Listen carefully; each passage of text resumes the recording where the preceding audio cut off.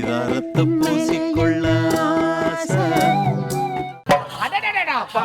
எவ்வளவு அழகாக ஆடிவிட்டாருடைய மகள். அப்பா மகளே, ஆமா, இவ்வளவு சிறப்பாக ஆடுகிறாளே, இவளுக்கு இந்த நாட்டியை கற்பித்து கொடுத்தது யார்? இந்த நாட்டியத்தை கற்றுக் கொடுத்ததே நான் தான். அற்புதமான நாட்டியம், சிறப்பான நாட்டியம். அழகாக ஆடிவிட்டால் இப்போது சந்தோஷம் தானே? சந்தோஷம், மனம் மகிழ்ந்தேன் அப்பா. அப்படியே எவ்வித குறையும் கிடையாது. அப்படி என்றால் நீ சென்று பால் பழம் உண்டு ஓய்வு எடுத்துக்கொள். ஆகட்டும்பா, ஆகட்டும், சென்று வா.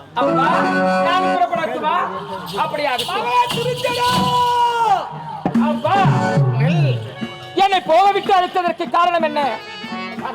அப்பா, உனக்கென்று ஒரு கடமை காத்துக் கொண்டிருக்கிறதப்பா, காத்துக் கொண்டிருக்கிறது. அப்பா, எனக்கென்று ஒரு கடமை காத்துக் கொண்டிருக்கிறதா? ஆமா. என்ன கடமை அப்பா? அது என்ன தெரியுமா? என்ன?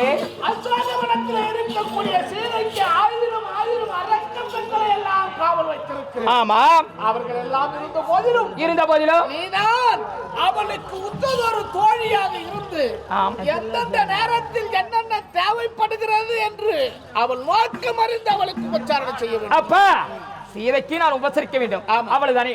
இப்பொழுதே புறப்படுகிறேன். என்னவென்று கேட்டறிந்து அனைத்து உபசரணையும் நான் செய்கிறேன். புறப்படட்டும் அப்பா. அப்பா, கட்டளையிடுவது யார்? என்னுடைய தந்தை. செய்து முடிப்பவள் உன்னுடைய மகள். ஆகட்டும், அப்படியாகட்டும்.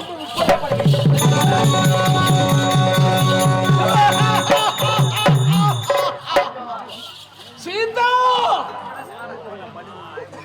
உன்னை இந்த அசோகவனத்திற்கு கொண்டு வந்து 9 மாத காலமாகிறது. இதுவரையிலும் என்னுடைய இச்சைக்கு இணங்காமல் இருக்கிறாய். இன்று எப்படி ஆகிலும் உன்னை கட்டி அணைந்தருடைய ஆசையை பூர்த்தி செய்து கொள்கிறேன். வரண்டி, வரேன்.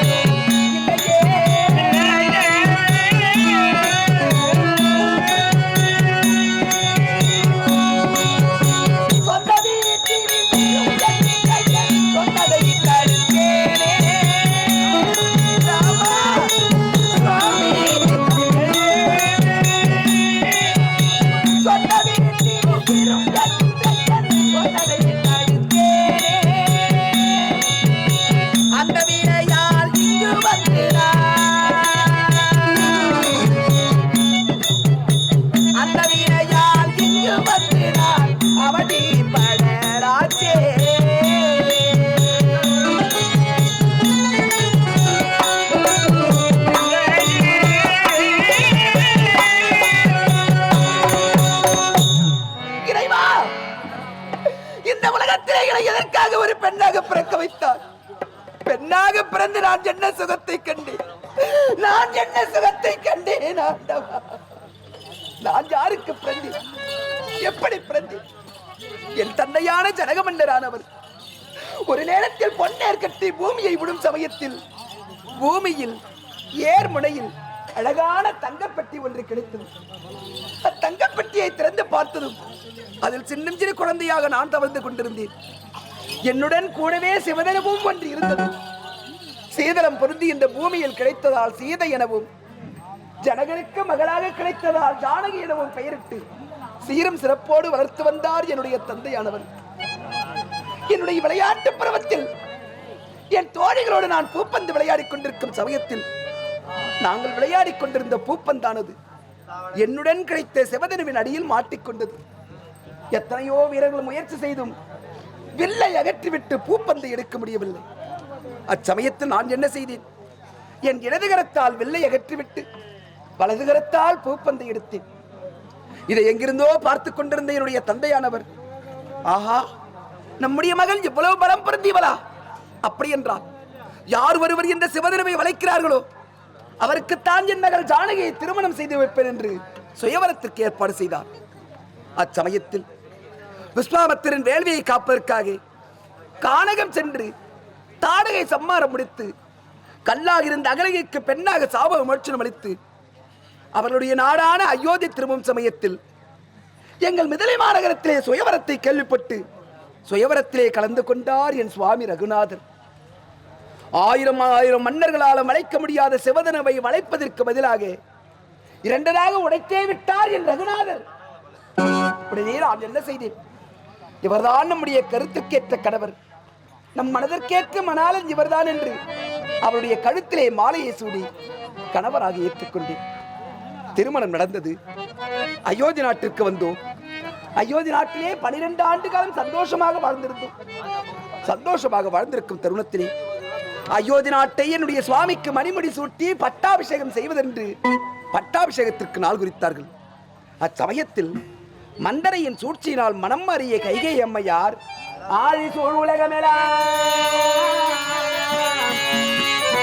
பரதனே ஆளனி போ,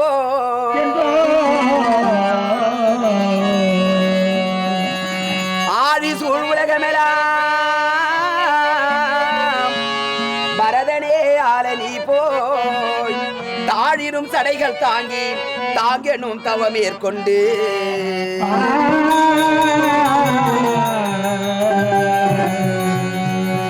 பூலிவன் கானகம் எண்ணி புண்ணிய துறைகளாடி 7 ஆண்டில் வாவென இயம்பினார் அரசன் என்றார்.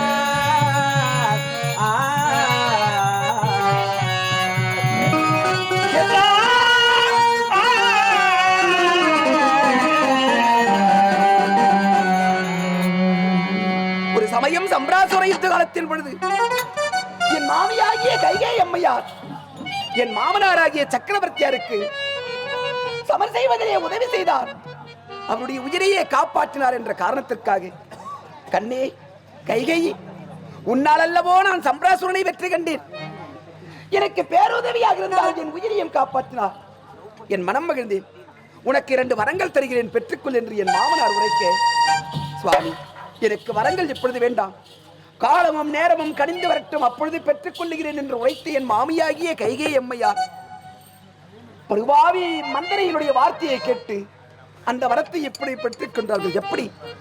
ஒரு வரத்தால் என் சுவாமி 14 ஆண்டு காலம் காட்டுக்கு செல்ல வேண்டும் என்றும், மற்றொரு வரத்தால் என் மைத்திரர் பரதன்தான் இந்த நாட்டிற்கு மன்னராக வேண்டும் என்று வரத்தை பெற்றுக் கொண்டு என் சுவாமியை காற்றுக்கு அனுப்பவும் ஏற்பாடு செய்து விட்டார்கள். விடிந்தால் இந்த அயோத்தி நாட்டிலே மணிமுடி சூட்டு விழா நடக்கப் போகிறது.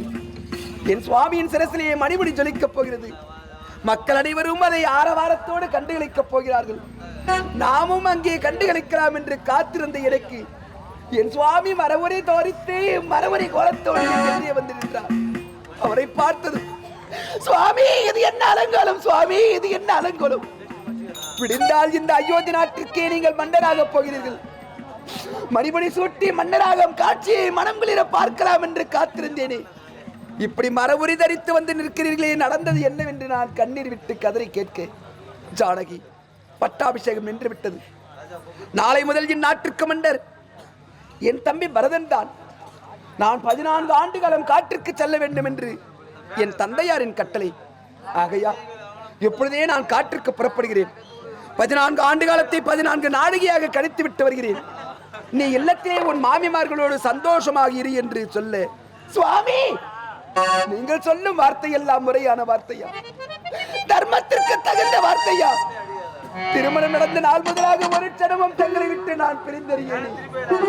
உங்கள் நிழல் போல் பின்தொடர்ந்திருந்தேனே சுவாமி, தங்களை விட்டு நான் 14 ஆண்டு காலம் தரித்திருக்க வேண்டுமா? அது என்னால் ஒரு காலமும் முடியாது. நானும் உங்களோடு காட்டிற்கு வருகிறேன் என்று நானும் காட்டிற்கு புறப்பட்டேன். எங்களுக்கு துணையாக இளையவர் மைத்திரரும் புறப்பட்டார். மூவரும் விதிவசத்தால் காட்டிற்கு வந்தோம். காட்டிலே அழகான பர்ணக சாலை ஒன்று அமைத்தோம். பர்ணக சாலையில் தங்கியிருக்கும் சமயத்தில் பன்னக சாலையின் எதிரே அழகான மான் ஒன்று துள்ளி துள்ளி விளையாட அந்த மானை நான் பார்த்ததும் காட்டில் மானை கண்டா செய்யால் கண்ணி நான் கேட்டேனே